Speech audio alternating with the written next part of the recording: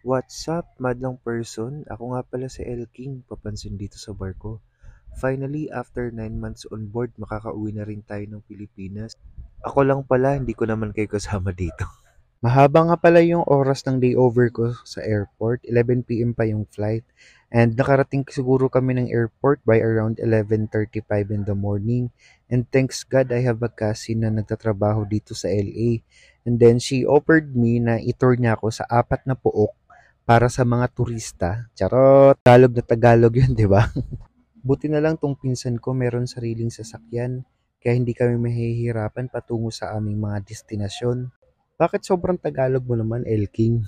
Yung first destination nga pala namin guys is yung Hollywood sign. You know what? Ay wait lang puta, nilipad yung kodigo ko. So ito na nga, nakuha ko na yung kodigo ko. So ito na nga yung sabi ni Google guys. Yung Hollywood sign is an American landmark and cultural icon overlooking dito sa LA. Nung natanaw ko na nga yung Hollywood sign ay sobrang na-excite na ako pero mas... Inang manok na to. Parang mas masarap mag fried chicken mamaya. Going back, ayun, nag-take out na lang kami ng coffee para may iniinom kaming drinks na ate on the way dun sa Hollywood. Nagtatawanan nga pala kami dito kasi mali-mali yung name na nilagay. Alam nyo ba before, na pangarap ko lang makapagpapansin dito? Ngayon, unti-unti ko nang napupuntahan yung mga dream places ko dahil sa pagtatrabaho sa cruise ship. Mahirap magtrabaho sa barko, pero mas mahirap kung wala kang trabaho. Kaya ang payo ko sa inyo mga kabataan, ay si OA. Dapat buo ang loob mo kasi wala nang atrasan yan kapag on board ka na unless mayaman ka to pay your plane ticket pabalik ng Pilipinas. Hindi na kasi sagot ng company yung pamasahe mo pabalik ng Pilipinas kapag magre-resign ka. Ang sagutin lang kasi ng company is yung plane ticket mo pagpasampa ka na ng barko at saka yung plane ticket mo pauwi ng Pilipinas kapag natapos mo ng maayos yung kontrata mo.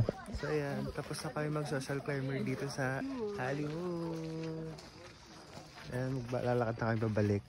At yung mga kape namin nabanto. Marisol.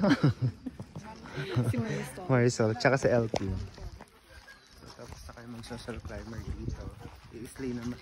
Saan yung next destination natin? Punta tayo ng Hollywood Walk of Fame. Wow!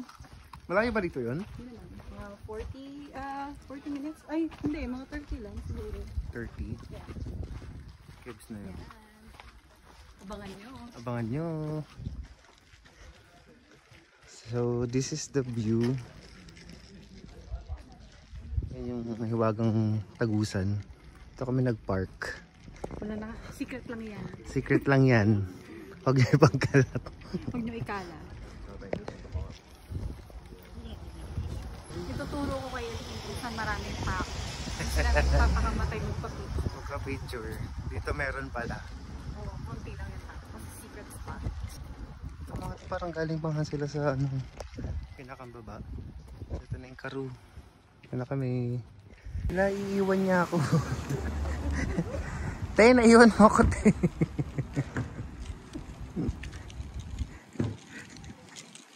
Akala ko iniwan niya ako.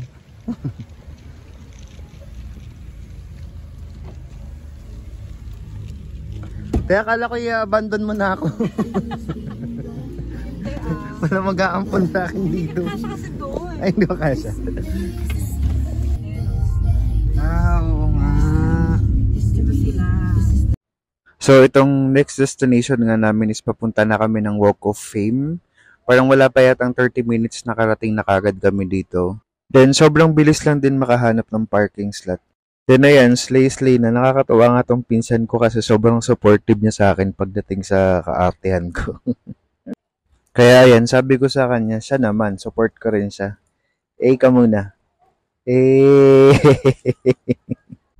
At this time nga tapos na kami mag-picture sa Walk of Fame at saka dun sa mga theater. Then our next destination is Santa Monica Pier. Nakakatuwa tong pinsan ko kasi ang galing niya gumawa ng itinerary. Sabi niya, maganda pumunta ng Santa Monica Pier kapag medyo palubog na yung sunset. Kasi halos ayun daw yung view na halos dinadayo ng mga tao doon. And ayan, wala pa yatang 30 minutes from Walk of Fame papunta dito sa Santa Monica Pier. Nakarating na kami ng maayos. And ayan, look at the view. Sobrang astig ng lugar na to guys. As in. Ayan, hindi ko pala masyadong nabidyohan ng maayos yung place kasi masyado ako na-excite. So yung itsura niyan is yung sa ilalim ng pier is merong long beach hanggang dun yan sa may dulo. Kabilaan yan siya. And then, ayun na yung sunset na sinasabi nila. Pero may video ko na sobrang ganda din yan. Later on, ipapakita ko. Masisay din sila. True. So pretty. Kasama ko. Sobrang amazed na amazed Siyempre. sa pagbisita sa Hollywood, Santa Monica Pier. Ako pinaka nag-enjoy as in. Parang nag-heal yung inner child ko. Ang isa na-heal yung inner child. Well, ang ganda naman. Kahit traffic yung mga dinaanan na. Na-miss nga ako sa ilalim ng pier na to kasi naalala ko yung bahay namin sa province, sa Masbate. After namin mag-ikot-ikot doon, picture-picture mo na dito. Alam talaga si Enchunti eh. After namin mag-picture-picture sa magagandang spot ng Santa Monica Pier, nag-dinner na muna kami dito ni ate. Dito lang din yan guys. Dito lang din yan mismo sa may pier. Ayan. Maganda yung place, sobrang tahimik and ang lamig na that time sobra. Ayan yung in-order namin yung soup. Tsaka, hindi ko lang paano yung tacos, fish tacos. Ayun, habang kumakain, nagchichismisa na muna kami dyan ni ate about sa buhay-buhay. So, itong last destination nga pala namin is itong Urban Lights na sobrang ganda. Like, what the fuck? Hindi na kami nagtagal dito ni ate, gawa nga ng hahabulin ko na yung flight ko. So, ayan. Thank you so much for watching, guys. Alam kong walang kabuluhan tong vlog ko na to.